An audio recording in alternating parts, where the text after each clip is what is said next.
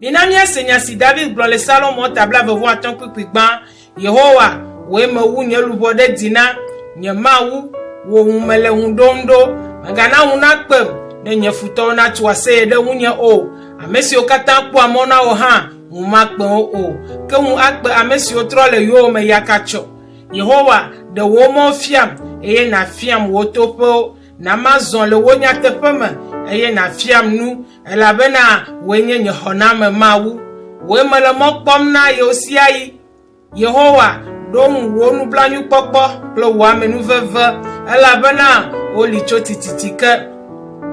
bagadon nye devi menuvo ple nye jidada o ke bon don ku dinye le wa menu veve ple wo do menyota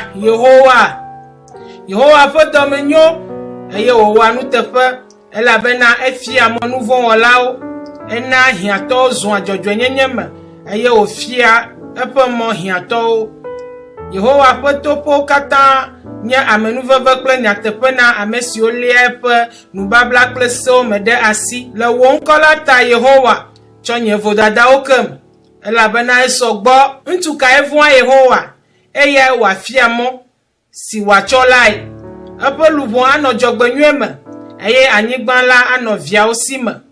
Yehowa bɔ aha kple amesiwo vɔ̃nɛ eye wònana wonya eƒe nublabla nye ŋkuwo li ɖe Yehowa dzi ɖaa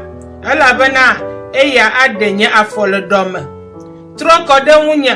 eye nave nunye elabena meti akogo eye mele hiã ɖim nye dzimexaxawo do gã ɖe dzi ɖem tso nye hiãwo me kpɔ nye nuxaxa kple nye hiã ɖa eye natsɔ nye nu vɔ̃wo katã kem kpɔ nye futɔwo ɖa elabena wode ha eye wole fum yakatsoe dzra nye luʋɔ ɖo eye naɖem ŋumagbem o elabena woe mesi tso fɔ maɖimaɖi kple dzadzenyenye na kpɔ tanye elabena mele mɔ kpɔm na wo Mawu de Israel tso eƒe xaxawo katã me